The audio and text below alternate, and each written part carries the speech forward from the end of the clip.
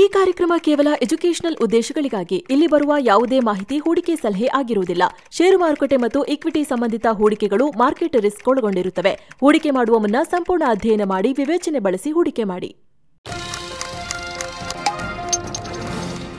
ನಮಸ್ಕಾರ ಸ್ನೇಹಿತರೆ, ಭಾರತದ ಹೂಡಿಕೆ ಕ್ಷೇತ್ರದಲ್ಲಿ ಹೊಸ ಬಿರುಗಾಳಿ ಸೃಷ್ಟಿಯಾಗಿದೆ. ಅಂಬಾನಿಗಳ ಜಿಯೋ ಫಿನಾನ್ಷಿಯಲ್ ಸರ್ವಿಸಸ್ ಲಿಮಿಟೆಡ್ ಅಥವಾ JFSL ಈಗ ಮ್ಯೂಚುವಲ್ ಫಂಡ್ ಕ್ಷೇತ್ರಕ್ಕೆ ಗ್ರ್ಯಾಂಡ್ ಎಂಟ್ರಿ ಕೊಟ್ಟಿದೆ.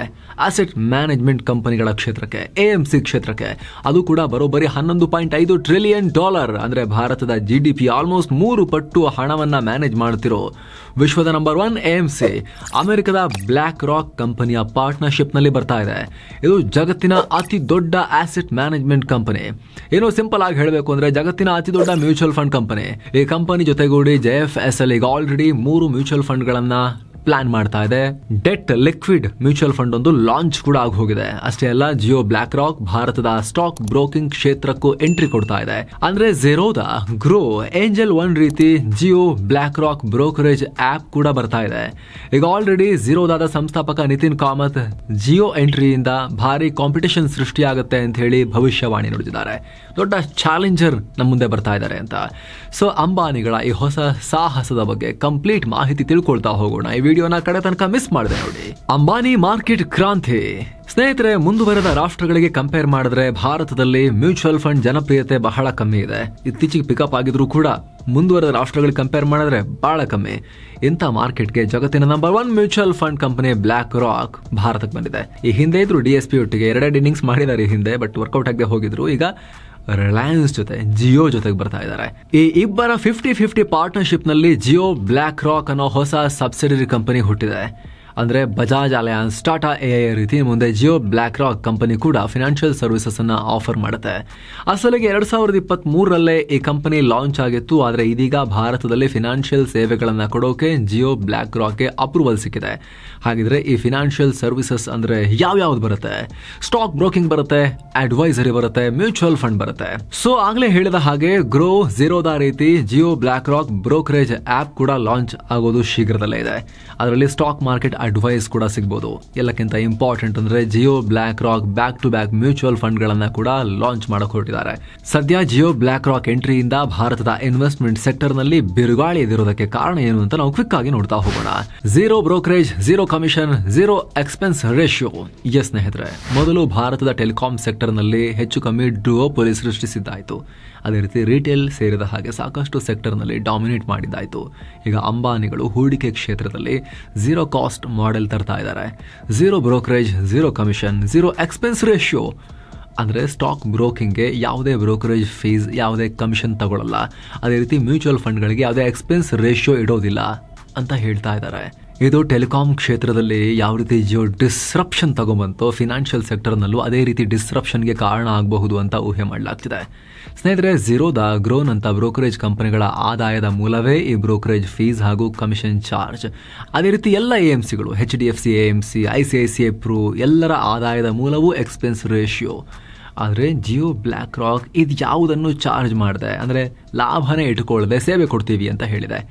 ಇದೆಲ್ಲ ಟೆಂಪ್ರವರಿ ಅಂದ್ರೂ ಕೂಡ ಜಿಯೋದ ಬಿಸ್ನೆಸ್ ಮಾಡೆಲ್ಗೆ ಇಡೀ ಹೂಡಿಕೆ ಸೆಕ್ಟರ್ನೇ ಡಾಮಿನೇಟ್ ಮಾಡೋ ಸಾಮರ್ಥ್ಯ ಬಂದ್ಬಿಡುತ್ತೆ. ಅದೇನು ಬಿಸ್ನೆಸ್ ಮಾಡಲ್ ಅಂತ ನೋಡೋಕ್ಕೂ ಮುಂಚೆ ಮತ್ತೊಂದು ಇಂಪಾರ್ಟೆಂಟ್ ವಿಚಾರದ ಬಗ್ಗೆ ಮಾಹಿತಿಯನ್ನು ಕೊಡ್ತೀವಿ ನಿಮಗೆ. ಸ್ನೇಹಿತರೆ, ನೀವು ಸ್ಟಾಕ್ ಮಾರ್ಕೆಟ್ನಲ್ಲೋ ಮ್ಯೂಚುವಲ್ ಫಂಡ್ನಲ್ಲೋ ಹೂಡಿಕೆ ಮಾಡ್ತಿದ್ರೆ ಅದರ ಹಿಂದೆ ಒಂದು ಉದ್ದೇಶ ಇರುತ್ತಲ್ವಾ? ನಮ್ಮ ಫ್ಯೂಚರ್ ಸೆಕ್ಯೂರ್ ಮಾಡ್ಕೋಬೇಕು, ಕೈಲಿರೋ ಹಣವನ್ನು ಒಳ್ಳೆ ರಿಟರ್ನ್ಸ್ ಬರೋ ಕಡೆಗೆ ಹೂಡಿಕೆ ಮಾಡಿ ಲಾಭ ತಗೋಬೇಕು, ಬರೋ ಹಣದಲ್ಲಿ ನಮ್ಮ ಕನಸುಗಳನ್ನು ನನಸು ಮಾಡ್ಕೋಬೇಕು ಅನ್ನೋ ಉದ್ದೇಶ ಇರುತ್ತೆ. ಅದಕ್ಕೆ ತಕ್ಕಂತೆ ಹೂಡಿಕೆಯಿಂದ ಲಕ್ಷಾಂತರ ರೂಪಾಯಿ ಲಾಭ ಬಂದರೂ ಕೂಡ ಈಗಿನ ಕಾಲದಲ್ಲಿ ಬರಬಾರದ ಕಾಯಿಲೆ ಏನಾದರೂ ಬಂತು ಅಂದರೆ ಒಂದು ಹಾಸ್ಪಿಟಲ್ ಬಿಲ್ ಕೋಟಿಗಟ್ಟಲೆ ಖರ್ಚಾಗೋ ಲೆವೆಲ್ಗೂ ಹೋಗ್ತಾ ಇದೆ. 5-10 ಲಕ್ಷ ಅಂತೂ ತುಂಬ ಕಾಮನ್ ಆಗಿ ಹೋಗಿದೆ. 3-4 ದಿನಕ್ಕೆ ಅಷ್ಟು ಆಗ್ಬಿಡುತ್ತೆ. ಯಾವ್ದಾರೊಂದು ಮೇಜರ್ ಸರ್ಜರಿ ಆಯಿತು ಅಂದರೆ ಕಿತ್ಕೊಂಡು ಹೋಗುತ್ತೆ ಸೇವಿಂಗ್ಸ್ ಎಲ್ಲ ಅಲ್ವಾ? ಕುಟುಂಬದಲ್ಲಿ ಯಾರಿಗಾದರೂ ಒಂದು ಕಾಯಿಲೆ ಬಂದರೆ ವರ್ಷಗಳ ಇನ್ವೆಸ್ಟ್ಮೆಂಟ್, ಸೇವಿಂಗ್ಸ್ ಎಲ್ಲ ಒಂದೇ ಸಲ ಕಿತ್ಕೊಂಡು ಹೋಗ್ಬೋದು. ಇದೇ ಕಾರಣಕ್ಕೆ ಇನ್ವೆಸ್ಟ್ಮೆಂಟ್ ಜೊತೆಗೆ ಮೆಡಿಕಲ್ ಸೆಕ್ಯೂರಿಟಿ ಕೂಡ ಇರಲೇಬೇಕಲ್ಲ. ಹಾಗಾಗಿ ಹೆಲ್ತ್ ಇನ್ಶೂರೆನ್ಸ್ ಮಾಡಿಸೋದು ಬಹಳ ಮುಖ್ಯ. ಬರೀ ಒಂದೊತ್ತಿನ ರೆಸ್ಟೋರೆಂಟ್ ಖರ್ಚಲ್ಲಿ ನಿಮಗೆ ನಿಮ್ಮ ಕಂಪ್ಲೀಟ್ ಕುಟುಂಬಕ್ಕೆ ಹೆಲ್ತ್ ಇನ್ಶೂರೆನ್ಸ್ನ ಸೆಕ್ಯೂರಿಟಿ ಪಡ್ಕೋಬೋದು. 10 ಲಕ್ಷ, 20 ಲಕ್ಷ, 50 ಲಕ್ಷ, 1 ಕೋಟಿ ಎಷ್ಟೇ ಖರ್ಚಾದರೂ ನೀವು ಎಷ್ಟಕ್ಕೆ ಇನ್ಶೂರೆನ್ಸ್ ಮಾಡಿಸಿರ್ತೀವಿ ಅದರ ಲೆಕ್ಕದ ಮೇಲೆ ನಿಮಗೆ ಹಾಸ್ಪಿಟಲ್ ಬಿಲ್ಲನ್ನು ಹೆಲ್ತ್ ಇನ್ಶೂರೆನ್ಸ್ ಕಂಪ್ನಿ ಕಟ್ಟುತ್ತೆ. ಅದೇ ರೀತಿ ದುಡಿತಾ ಇರೋ ವ್ಯಕ್ತಿಗಳು ಟರ್ಮ್ ಇನ್ಶೂರೆನ್ಸ್ ಕೂಡ ಮಾಡಿಸ್ಕೊಳ್ಳೋದು ಮುಖ್ಯ. ತನಗೇನಾದರೂ ಹೆಚ್ಚು ಕಮ್ಮಿ ಆದರೆ ಫ್ಯಾಮಿಲಿ ಗತಿ ಏನು ಆರ್ಥಿಕವಾಗಿ ಸ್ಯಾಲ್ರಿ ಮೇಲೆ ಡಿಪೆಂಡ್ ಆಗಿದ್ದಾರೆ. ನಾನು ಇಲ್ಲ ಅಂತ ಹೇಳಿದ್ರೆ ಸ್ಯಾಲ್ರಿ ಬರಲ್ಲ, ಅವ್ರು ಏನು ಮಾಡ್ತಾರೆ ಅನ್ನೋ ಪ್ರಶ್ನೆ ಬರುತ್ತೆ. ಅದಕ್ಕೋಸ್ಕರನೇ ಇರೋ ಟರ್ಮ್ ಇನ್ಶೂರೆನ್ಸ್. 400-500 ರೂಪಾಯಿಗೆಲ್ಲ 1 ಕೋಟಿ ರೂಪಾಯಿ ತನಕದ ಟರ್ಮ್ ಇನ್ಶೂರೆನ್ಸನ್ನು ಮಾಡಿಸ್ಕೊಳ್ಳಿಕ್ಕೆ ಅವಕಾಶ ಇರುತ್ತೆ. ಏಜ್ ಮೇಲೆ ಡಿಪೆಂಡ್ ಆಗುತ್ತೆ ಅದೆಲ್ಲವೂ ಕೂಡ. ಸೊ 2ರ ಲಿಂಕನ್ನು ಕೂಡ ನಾವು ಡಿಸ್ಕ್ರಿಪ್ಷನಲ್ಲಿ ಹಾಗೂ ಪಿನ್ ಮಾಡಿರೋ ಕಾಮೆಂಟ್ನಲ್ಲಿ ಕೊಟ್ಟಿರ್ತೀವಿ ಸ್ನೇಹಿತರೆ. ಯಾರಿನ್ನೂ ಮಾಡಿಸಿಲ್ಲ, ಈ ಬೇಸಿಕ್ ಎಸೆನ್ಷಿಯಲ್ ಫಿನಾನ್ಷಿಯಲ್ ಸೆಕ್ಯೂರಿಟಿನ ಯಾರು ತೊಗೊಂಡಿಲ್ಲ ಅವರು ಅಪ್ಲೈ ಮಾಡ್ಬೋದು. ನಿಮ್ಮ ಏಜ್ಗೆ, ನಿಮ್ಮ ಫ್ಯಾಮಿಲಿ ಎಷ್ಟು ಜನಕ್ಕೆ ನೀವು ಮಾಡಿಸ್ಬೇಕು ಹೆಲ್ತ್ ಇನ್ಶೂರೆನ್ಸ್, ಹಾಗೆ ಟರ್ಮ್ ಇನ್ಶೂರೆನ್ಸ್ ನೀವು ಮಾಡಿಸಿದ್ರೆ ನಿಮ್ಮ ಏಜ್ ಎಷ್ಟು ಅದೆಲ್ಲ ಅಲ್ಲಿ ಹಾಕಿ ಡೇಟಾ ಹಾಕಿ ಇಮಿಡಿಯೇಟ್ಲಿ ಬರುತ್ತೆ. ನಿಮ್ಮ ಏಜ್ಗೆ ಏನು ಪ್ರೀಮಿಯಂ ಬರುತ್ತೆ, ಎಷ್ಟು ಕೋಟಿ ಕವರೇಜನ್ನು ಪಡ್ಕೊಳ್ಬೋದು ನೀವು, ಅದೆಲ್ಲ ಅಲ್ಲಿ ಬಂದುಬಿಡುತ್ತೆ. ಕೆಲವೇ ಕ್ಲಿಕ್ಸಲ್ಲಿ ನೀವು ಅಪ್ಲೈ ಮಾಡ್ಬೋದು. ಡಿಸ್ಕ್ರಿಪ್ಷನಲ್ಲಿ ಪಿನ್ ಮಾಡಿರೋ ಕಾಮೆಂಟಲ್ಲಿ ಲಿಂಕ್ ಇದೆ. ಆಸಕ್ತರು ಮಿಸ್ ಮಾಡದೆ ಚೆಕ್ ಮಾಡಿ ಅಂತ ಹೇಳ್ತಾ ಬನ್ನಿ ಈ ವರದಿಯಲ್ಲಿ ಮುಂದುವರಿಯೋಣ. ಈಗ ಫಿನ್ಟೆಕ್ ಕ್ಷೇತ್ರದಲ್ಲಿ ಜಿಯೋ ಸುನಾಮಿ. ಸ್ನೇಹಿತರೆ, 2021-22ರಲ್ಲಿ JFSL ವರಮಾನ ಕೇವಲ 40 ಕೋಟಿ ರೂಪಾಯಿ ಇತ್ತು. ಈಗ ಬರೋಬ್ಬರಿ 20 ಪಟ್ಟು ಜಾಸ್ತಿಯಾಗಿ ಆಲ್ಮೋಸ್ಟ್ 800 ಕೋಟಿ ರೂಪಾಯಿ ತಲುಪಿದೆ. 800 ಕೋಟಿ ಏನಿಲ್ಲ ಇದು ಏನು ಅಲ್ವೇ ಇಲ್ಲ. ಇದು ಅವರಿನ್ನೂ ಕಂಪ್ನಿ ಬಿಸ್ನೆಸ್ಸೇ ಶುರು ಮಾಡಿಲ್ಲ. ಇನ್ನು ಮೊದಲ ಹೆಜ್ಜೆನೇ ಇವಾಗ ಇಡ್ತಾ ಇದ್ದಾರೆ. ಕಂಪ್ನಿ ಸೆಟಪ್ ಸ್ಟೇಜ್ನಲ್ಲಿ ಇನ್ನೂ ಇದೆ. ಆಲ್ರೆಡಿ ಈ ರೀತಿ ವೇಗ ಇದೆ ಅದರಲ್ಲಿ. ಇನ್ನು 3-4 ವರ್ಷದಲ್ಲಿ ಕಂಪನಿ ಕರೆಕ್ಟಾಗಿ ಆಪರೇಷನಲೈಸ್ ಆಗಿ ಅವರ ಅಸೆಟ್ ಅಂಡರ್ ಮ್ಯಾನೇಜ್ಮೆಂಟ್ ಎಲ್ಲ ಬೆಳೆದು AMC ಬಿಸ್ನೆಸ್ನಲ್ಲಿ, ಬ್ರೋಕಿಂಗ್ ಬಿಸ್ನೆಸ್ನಲ್ಲೂ ಕೂಡ ದೊಡ್ಡ ಪ್ರಮಾಣದ ಬಳಕೆದಾರರು ಜಾಸ್ತಿಯಾಗಿ ಅವರು ಟ್ರೇಡಿಂಗ್, ಇನ್ವೆಸ್ಟ್ಮೆಂಟ್ ಮಾಡೋಕ್ಕೆ ಶುರು ಮಾಡಿದ್ರೆ, ಹಾಗೆ ಜಿಯೋ ಫಿನಾನ್ಸ್ನಲ್ಲಿ ಲೋನ್ ಬುಕ್ ಕೂಡ ಚೆನ್ನಾಗಿ ಗ್ರೋ ಆಯಿತು ಅಂತ ಹೇಳಿದ್ರೆ, ಮುಂದಿನ 3-4 ವರ್ಷದಲ್ಲಿ ಭಾರತದ ಫಿನಾನ್ಷಿಯಲ್ ಕ್ಷೇತ್ರದ ಕಂಪ್ಲೀಟ್ ಚಿತ್ರಣವನ್ನೇ ಇದು ಚೇಂಜ್ ಮಾಡೋ ಸಾಧ್ಯತೆ ಇರುತ್ತೆ. ಅದೇ ಕಾರಣಕ್ಕಾಗಿ ಜಿಯೋ ಫಿನಾನ್ಷಿಯಲ್ ಸರ್ವಿಸಸ್ನ ಸ್ಟಾಕ್ ಬರೋಬ್ಬರಿ 55% ರೈಸ್ ಆಗಿದೆ 4 ತಿಂಗಳಲ್ಲಿ. ಆರಂಭದಲ್ಲಿ ಮೇಲಕ್ಕೆ ಹೋಗಿತ್ತು, ಆಮೇಲೆ ಬಿದ್ದಿತ್ತು. ಯಾಕಂದರೆ ಇನ್ನೇನು ಇವರು 5-6 ಥರದ ಬಿಸ್ನೆಸ್ ಮಾಡ್ತೀವಿ, 10 ಥರದ ಬಿಸ್ನೆಸ್ ಮಾಡ್ತೀವಿ. ಈ ಜಿಯೋ ಫಿನಾನ್ಷಿಯಲ್ ಸರ್ವಿಸಸ್ ಕೆಳಗಡೆ ಬ್ರೋಕಿಂಗ್ ಬರುತ್ತೆ, AMC ಬರುತ್ತೆ, ಇನ್ಶೂರೆನ್ಸ್ ಬರುತ್ತೆ, ಇನ್ಶೂರೆನ್ಸ್ ಬ್ರೋಕಿಂಗ್ ಬರುತ್ತೆ ಅಂತೆಲ್ಲ ಹೇಳ್ತಿದ್ದಾರೆ. ಶುರುನೇ ಮಾಡ್ತಿಲ್ವಲ್ಲಪ್ಪ ಅಂಥೇಳಿ ಸ್ವಲ್ಪ ತಲೆ ಕೆಟ್ಟು ತುಂಬ ಜನ ಸೇಲ್ ಮಾಡಿ ಎಲ್ಲ ಬಿದ್ದು ಹೋಗಿತ್ತು. ಈಗ ಮತ್ತೆ ಒಂದೊಂದೇ ಸ್ಟಾರ್ಟ್ ಆಗ್ತಿದೆ ಅನ್ನೋ ನ್ಯೂಸ್ ಬರ್ತಾ ಇದ್ದ ಹಾಗೆ ಮತ್ತೆ ಪಿಕಪ್ ಆಗಿದೆ. 4 ಮಂತ್ಸಲ್ಲಿ 55% ರೈಸ್ ಆಗಿದೆ. PE ರೇಷಿಯೋ 127 ಇದೆ ಈಗ. ಇದರ ಅರ್ಥ ಹೂಡಿಕೆದಾರರು ಈ ಸ್ಟಾಕ್ನಿಂದ ಫ್ಯೂಚರ್ನಲ್ಲಿ ಭಾರಿ ಗ್ರೋತ್ನ ನಿರೀಕ್ಷೆ ಇಟ್ಕೊಂಡು ಪ್ರೀಮಿಯಂ ಪ್ರೈಸ್ ಪೇ ಮಾಡ್ತಿದ್ದಾರೆ ಅಂತ ಅರ್ಥ. ಇದಕ್ಕೆ ಕಾರಣ ಜಿಯೋದ ಬಿಸ್ನೆಸ್ ಮಾಡೆಲ್ ಹಾಗೂ ಭಾರತದ ಫಿನಾನ್ಷಿಯಲ್ ಸೆಕ್ಟರ್ನಲ್ಲಿ ಜಿಯೋಗಿರೋ ಅಡ್ವಾಂಟೇಜ್. ಮೊದಲಿಗೆ ಅಡ್ವಾಂಟೇಜ್ ಏನು ಅಂದರೆ, ಈಗ ಆಲ್ರೆಡಿ ಟೆಲಿಕಾಂ ಹಾಗೂ ರಿಟೇಲ್ ಸೆಕ್ಟರ್ನಲ್ಲಿ ಕೋಟ್ಯಾಂತರ ಸಂಖ್ಯೆಯ ಕಸ್ಟಮರ್ ಬೇಸ್, ಡೇಟಾ ಎಲ್ಲ ಹೊಂದಿರೋ ಜಿಯೋಗೆ ಭಾರತೀಯರ ನಾಡಿ ಮಿಡಿತ ಗೊತ್ತು. ಭಾರತೀಯರ ಇನ್ವೆಸ್ಟ್ಮೆಂಟ್ ಮೆಂಟಾಲಿಟಿ ಬಗ್ಗೆ ಚೆನ್ನಾಗಿ ಗೊತ್ತು. ತನ್ನ ಕಸ್ಟಮರ್ ಬೇಸ್ನಿಂದಲೇ ಯಾರ್ಯಾರು ಸಾಲ ತಗೊಳ್ಳೋಕೆ ಟ್ರೈ ಮಾಡ್ತಿದ್ದಾರೆ, ಯಾರು ಸ್ಕಾಲರ್ಶಿಪ್ಗೆ ಅಪ್ಲೈ ಮಾಡ್ತಿದ್ದಾರೆ, ಯಾವ ರೀತಿ ಹೂಡಿಕೆ ಮಾಡೋ ಪ್ಲಾನ್ನಲ್ಲಿದ್ದಾರೆ, ಎಲ್ಲ ಫಿನಾನ್ಷಿಯಲ್ ಡೇಟಾ ಜಿಯೋಗೆ ಈಸಿಯಾಗಿ ಅನಲೈಸ್ ಮಾಡೋಕ್ಕಾಗತ್ತೆ. ಇದೇ ಕಾರಣಕ್ಕೆ ಜಿಯೋ ಝೀರೋ ಕಾಸ್ಟ್ ಮಾಡೆಲ್ ಮೂಲಕ ನೇರವಾಗಿ ತನ್ನ ಕಸ್ಟಮರ್ ಬೇಸ್ನೇ ಟಾರ್ಗೆಟ್ ಮಾಡ್ತಾ ಇದೆ. ಮೊದಲ ಬಾರಿಗೆ ಹೂಡಿಕೆ ಮಾಡೋಕೆ ಮುಂದಾಗೋರಿಗೆ ಬ್ರೋಕರೇಜ್ ಫೀಸ್, ಕಮಿಷನ್ ಇಲ್ಲ, ಫ್ರೀ ಹೂಡಿಕೆ ಅಪಾರ್ಚುನಿಟಿ ಕೊಡ್ತಾ ಇದೆ. ಭಾರತದಲ್ಲಿ 120 ಕೋಟಿ ಇಂಟರ್ನೆಟ್ ಯೂಸರ್ಸ್ ಇದ್ದಾರೆ. ಆದರೆ ಇದು ಸಾಧ್ಯ ಆಗಿದ್ದು ಕೂಡ ಜಿಯೋ ಬಂದ್ಮೇಲೆ. 2016ರಲ್ಲಿ low cost 4G internet, free voice call ಕೊಟ್ಟು ಗ್ರಾಮೀಣ ಭಾಗದಲ್ಲೂ ಡಿಜಿಟಲ್ ಬೂಮ್ ಮಾಡೋದ್ರಲ್ಲಿ ಜಿಯೋ ಮುಖ್ಯ ಪಾತ್ರ ವಹಿಸಿತ್ತು. ಅದರಿಂದ ಬರೀ 10 ವರ್ಷಕ್ಕೆ 45 ಕೋಟಿಗೂ ಅಧಿಕ ಗ್ರಾಹಕರನ್ನ ಸಂಪಾದಿಸಿದೆ. ಅದೇ ರೀತಿ ಈಗ ಮ್ಯೂಚುವಲ್ ಫಂಡ್ ನ ಕೂಡ ಗ್ರಾಮೀಣ ಭಾಗಕ್ಕೆ ತಲುಪಿಸೋ ಟಾರ್ಗೆಟ್ ಹಾಕೊಂಡಿದೆ. ಈ ವರದಿ ಶುರುವಿನಲ್ಲೇ ನಾವು ಹೇಳಿದ್ವಿ ಸ್ನೇಹಿತರೆ, ಭಾರತದಲ್ಲಿ ಮ್ಯೂಚುವಲ್ ಫಂಡ್ ಜನಪ್ರಿಯತೆ ಅಥವಾ ಮ್ಯೂಚುವಲ್ ಫಂಡ್ ಪೆನೆಟ್ರೇಷನ್ ಬಹಳ ಕಮ್ಮಿ ಇದೆ. Mutual fund AUM, asset under management to GDP ratio ಜಾಗತಿಕವಾಗಿ 63% ಇದ್ರೆ ಭಾರತದಲ್ಲಿ ಬರೀ 16% ಇದೆ. ಆದರೆ ಇತ್ತೀಚಿನ ವರ್ಷಗಳಲ್ಲಿ ಸೆಕ್ಟರ್ ಬೂಮ್ ಆಗ್ತಾ ಇದೆ. ವರ್ಷಕ್ಕೆ 30-35% ರೇಟ್ ನಲ್ಲಿ ವೇಗವಾಗಿ ಗ್ರೋ ಆಗ್ತಿದೆ. ಇದೇ ಟೈಮ್ ನಲ್ಲಿ ಝೀರೋ ಕಾಸ್ಟ್ ಮ್ಯೂಚುವಲ್ ಫಂಡ್ಗಳು ಬರ್ತಿರೋದು ಈ ಕ್ಷೇತ್ರದಲ್ಲಿ ಕ್ರಾಂತಿ ಸೃಷ್ಟಿಸಬಹುದು. ಮ್ಯೂಚುವಲ್ ಫಂಡ್ಗಳು ಎಲ್ಲರಿಗೂ ಕೈಗೆಟುಕೋ ಬೆಲೆಗೆ ಸಿಗಬಹುದು. ಈಗ ಜಿಯೋ ಬ್ಲಾಕ್ ರಾಕ್ ಲಾಂಚ್ ಮಾಡ್ತಾ ಇರೋ 3 ಮ್ಯೂಚುವಲ್ ಫಂಡ್ಗಳು ಕೂಡ ಅದೇ ರೀತಿ ಇದೆ. ಎಲ್ಲ ರೀತಿಯ ಹೂಡಿಕೆದಾರರು ಟಾರ್ಗೆಟ್. ಸ್ನೇಹಿತರೆ, ಸದ್ಯ ಜಿಯೋ ಲಾಂಚ್ ಮಾಡಿರೋ 3 ಫಂಡ್ಗಳು ಡೆಟ್ ಫಂಡ್ಗಳು, ಲಿಕ್ವಿಡ್ ಫಂಡ್ಗಳು. ಅಂದ್ರೆ ಮ್ಯೂಚುವಲ್ ಫಂಡೇ, ಆದರೆ ರೆಗ್ಯುಲರ್ ಸ್ಟಾಕ್ಸ್ ಬದಲಿಗೆ bonds, government securities, corporate deposit, treasury ಬಿಲ್ಗಳ ಮೇಲೆ ಇನ್ವೆಸ್ಟ್ ಮಾಡ್ತಾರೆ. FD ತರ ವರ್ಕ್ ಆಗುತ್ತೆ ಇದು. ಇವುಗಳಲ್ಲಿ ರಿಸ್ಕ್ ಆಲ್ಮೋಸ್ಟ್ ನಿಲ್, 0 ಹತ್ರ ಇರುತ್ತೆ, ರಿಸ್ಕ್ ಇರಲ್ಲ. ಕೆಲವರಂತೂ FDಗಿಂತ ಇದೇ ಸೇಫ್ ಅಂತ ಹೇಳ್ತಾರೆ. ಸದ್ಯಕ್ಕೆ ಜಿಯೋ ಲಾಂಚ್ ಮಾಡಿರೋ ಫಂಡ್ಸ್ ಹೆಸರು Jio BlackRock money market fund, Jio BlackRock overnight fund, Jio BlackRock liquid fund. ಈ ಪೈಕಿ ಓವರ್ ನೈಟ್ ಫಂಡ್ ಪ್ರತಿದಿನ ಲಾಭ ಹುಡುಕೋ ಗ್ರಾಹಕರಿಗೆ ಹೂಡಿಕೆ ಆಪರ್ಚುನಿಟಿ ಕೊಡುತ್ತೆ. ಅದೇ ರೀತಿ ಲಿಕ್ವಿಡ್ ಫಂಡ್ 91 ದಿನಕ್ಕಿಂತಲೂ ಕಡಿಮೆ ಅವಧಿಗೆ ಮೆಚೂರ್ ಆಗೋ ಇನ್ಸ್ಟ್ರೂಮೆಂಟ್ಗಳ ಮೇಲೆ ಹೂಡಿಕೆ ಮಾಡುತ್ತೆ. ಆ ರಿಟರ್ನ್ಸ್ ಅನ್ನ ಮತ್ತೆ ಕಾಂಪೌಂಡಿಂಗ್ ಲಾಭಕ್ಕಾಗಿ ಮ್ಯೂಚುವಲ್ ಫಂಡ್ ನಲ್ಲಿ ಹೂಡಿಕೆ ಮಾಡಬಹುದು. ಅಲ್ಲದೆ ಮನಿ ಮಾರ್ಕೆಟ್ ಫಂಡ್ ಮೂಲಕ 1 ವರ್ಷದವರೆಗೆ ಹೂಡಿಕೆ ಮಾಡೋರನ್ನ ಕೂಡ ಜಿಯೋ ಟಾರ್ಗೆಟ್ ಮಾಡ್ತಾ ಇದೆ. ಸೊ 3 ಕೂಡ ಡೆಟ್ ಅಥವಾ ಲಿಕ್ವಿಡ್ ರೀತಿದು. FDಗೆ ಈಕ್ವಲೆಂಟ್ ಆಗಿ ಬಹಳ ರಿಟರ್ನ್ ಎಲ್ಲ ಇರಲ್ಲ, ಸೇಫೆಸ್ಟ್ ಇವು. ಆದರೆ ರಿಟರ್ನ್ ನಿಮಗೆ ಇಂಟ್ರೆಸ್ಟ್ ರೇಟ್ ಸೈಕಲ್ ಮೇಲೆ ಡಿಪೆಂಡ್ ಆಗುತ್ತೆ. ಸದ್ಯದ ಮಟ್ಟಿಗೆ 5-6%, 7% ಆ ರೇಂಜ್ ಒಳಗಡೆ ನೀವು ನಿರೀಕ್ಷೆ ಮಾಡ್ಬೋದು ಅಷ್ಟೇ.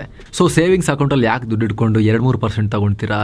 FD ಇಟ್ಟು ಯಾಕೆ ಅದರಲ್ಲಿ ಬರೋ ಇಂಟ್ರೆಸ್ಟಲ್ಲೆಲ್ಲ TDS ಕಟ್ ಮಾಡಿಸ್ಕೊಳ್ತೀರಾ, ಟ್ಯಾಕ್ಸ್ ಕಟ್ತೀರಾ? ಅವಶ್ಯಕತೆ ಬಿದ್ದಾಗ ಆಮೇಲೆ ಟ್ಯಾಕ್ಸ್ ನೋಡಿದ್ರೆ ಆಯಿತು. ಈ ಲಿಕ್ವಿಡ್ ಫಂಡ್ಗಳಲ್ಲಿ ಹಾಕಿ, ಡೆಟ್ ಫಂಡ್ಗಳಲ್ಲಿ ಹಾಕಿ ಅನ್ನೋ ರೀತಿಯಲ್ಲಿ ಫಸ್ಟ್ ಈ ಸೇಫ್ ಅಸೆಟ್ಸ್ ಮೂಲಕವೇ ಅವರು ಮೊದಲ ಹೆಜ್ಜೆಯನ್ನು ಇಟ್ಟಿದ್ದಾರೆ. ಹಾಗೆ ಮುಂದಿನ ದಿನಗಳಲ್ಲಿ ಎಲ್ಲ ರೀತಿಯ ಈಕ್ವಿಟಿ ಮ್ಯೂಚುವಲ್ ಫಂಡ್ಗಳು ಕೂಡ mid cap, small cap, multi cap, multi asset ಎಲ್ಲ ರೀತಿಯ ಈಕ್ವಿಟಿ ಮ್ಯೂಚುವಲ್ ಫಂಡ್ಗಳು, ಇಂಡೆಕ್ಸ್ ಮ್ಯೂಚುವಲ್ ಫಂಡ್ಗಳು, ETFಗಳು ಎಲ್ಲವನ್ನ ಕೂಡ ಜಿಯೋ ಬ್ಲ್ಯಾಕ್ ರಾಕ್ ಹೊತ್ತು ತರ್ತಾ ಇದೆ. ಅದರಲ್ಲೂ ಕೂಡ ಎಕ್ಸ್ಪೆನ್ಸ್ ರೇಷಿಯೋ ವೆರಿ ಲೋ ಅಥವಾ ನಿಲ್ಗೆ ಹತ್ತತ್ರ ನಾವು ಇಡ್ತೀವಿ ಅನ್ನೋ ರೀತಿಯಲ್ಲಿ ಇಡೀ ಇಂಡಸ್ಟ್ರಿಯನ್ನು ಡಿಸ್ಟರ್ಬ್ ಮಾಡ್ತೀವಿ ಅಂತ ಹೇಳಿ ಬರ್ತಾ ಇದ್ದಾರೆ.